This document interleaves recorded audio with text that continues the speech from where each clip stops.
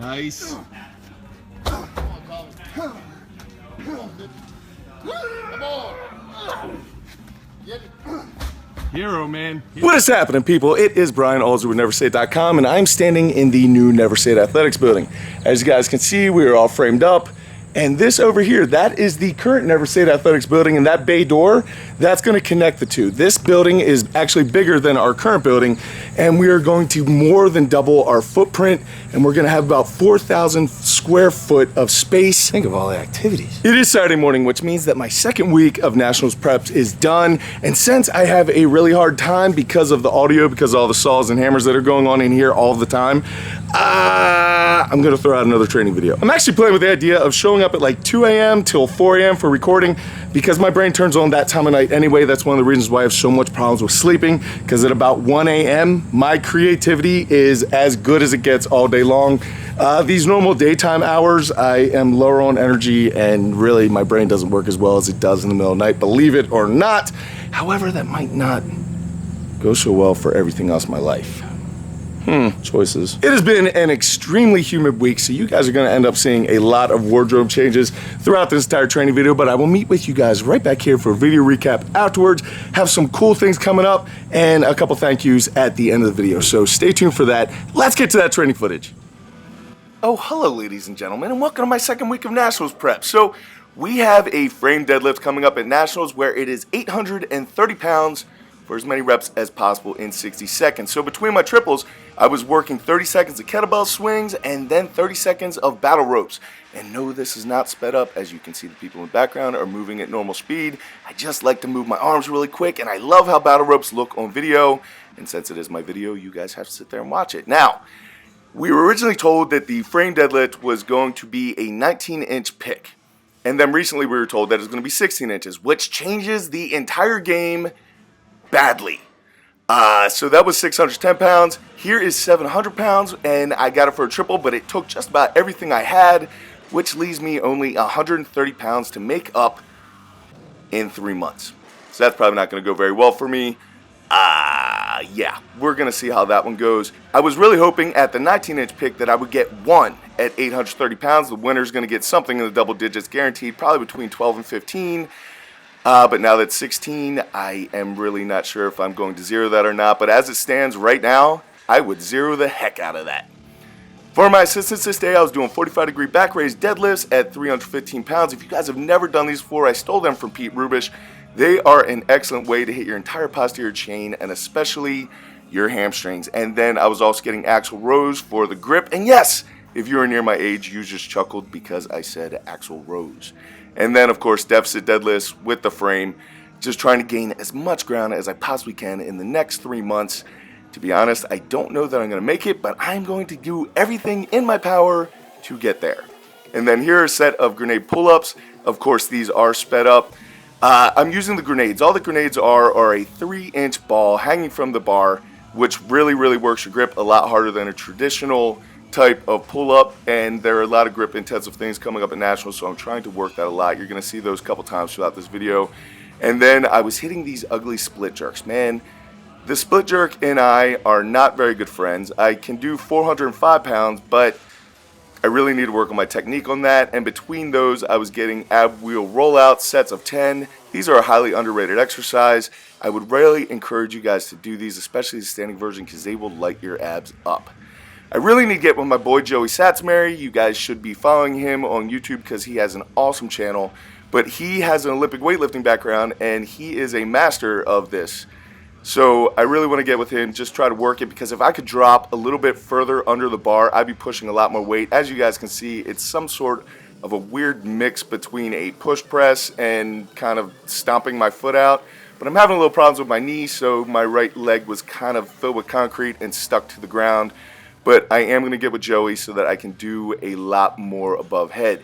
The entire point of the day was to work up to this set, which is 315, which isn't terribly heavy for me, but it is challenging. And I was hoping to get around 6, which I did. Again, I just need to really work that technique. As you guys can see, I'm not really splitting it all. I'm not really bounding under the bar much whatsoever. So there's a lot more pounds in there if I can clean up this technique. And luckily, I have a friend who can help me out. So I'm going to be working on that. It has been terribly sweaty and humid in Maryland, so just getting the bar to stick on your shoulders is probably the biggest challenge of this entire day. If you tried to stick chalk on your shirt, it would just clump up because you were so soaked. It looked like you jumped in a swimming pool, as you guys saw when I wrung out that shirt at the beginning of the video. And then my assistants were Z presses, where it was pretty light for me, just knocking out sets there. If you guys aren't doing Z presses and you have a weak overhead press, you should be, because they will help a lot. And then I stole this from Uncle Nick. He is the most innovative guy in the gym that I know. He came up with this, but these are Turkish get-ups, which are an exercise that I think everyone should be doing for the core stability, for the body coordination, as well as just driving up your overhead press numbers. So this is 88 pounds, which is challenging in itself, but when you use circus dumbbell, it gets a lot harder. Now, on Friday here, I was talking about my knee. My knee is pretty tweaked right now. It's my right knee, and it's not going very well. So sometimes when you're hurt, you need to figure out exercises that by their nature are lighter. So if I do front squats, I'm always in the mid fives if I'm doing normal stuff. But when I go beltless, wrapless, and stick in a 5-second pause, it definitely lightens up the load. So that's why I was doing it. Try to protect my knee a little bit, but I don't like going in the gym and not pushing. I need to push. Working out for me, when you've been doing it as long as I have, yes, you love it, and it's part of your life, and you got to do it. But it's not always fun, and it is especially not fun when you're just going in and going through the motions. However, on this day, we had John and Tommy. You guys know them. They're two of our adaptive athletes. John is missing both of his legs. He lost them in the war. And then Tommy lost one of his legs in the car accident. You guys are going to see a little footage of them later in the video. But they were here, and I'm sitting here feeling sorry for myself, whining about my little knee. Wah, wah, wah.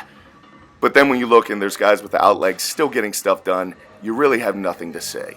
So you can see John in the background there, see his prosthetics. That dude is a monster. He was deadlifting like 585 or something. Completely amazing. But this is 455. I don't know if this is a PR, but it was good enough for me this day in my condition.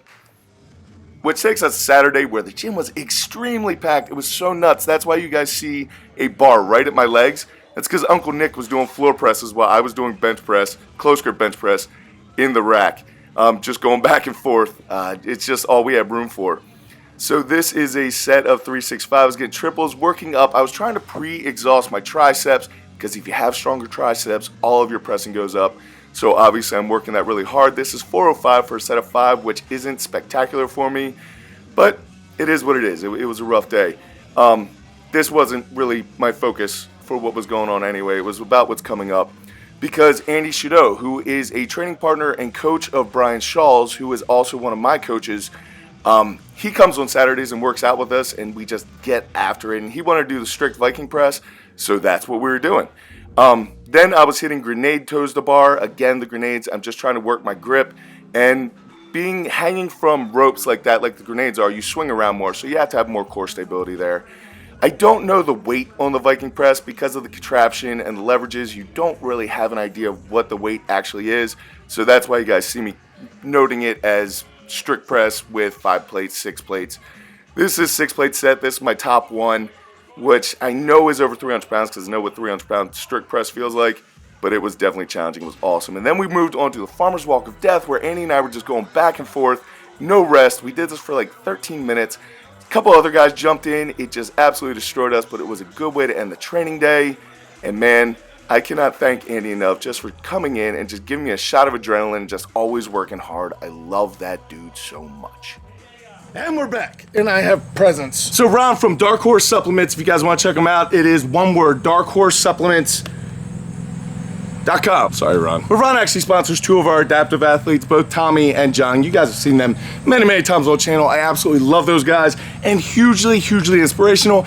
It is hard to feel sorry for yourself when you see things like this every single week. Just mind-blowing things. It is so cool. I love you guys. But Ron actually showed up, and I met him for the first time, and he gave me some free stuff. So he gave me some whey protein and some pre-workout and some of this rehydrate stuff. And to be honest, I've tried all 3 and I like them a lot. And even this whey has a lot of probiotics in it, which is huge for me because I eat a ton of kimchi, trying to get as many probiotics as I can because I don't always get as much food, or my diet isn't as check as it should be all the time. So really, really cool guy, really, really cool company. I love what they stand for. So if you guys want to check them out, I thank you so much, Ron. But Dark Horse, one word, supplements.com, sports.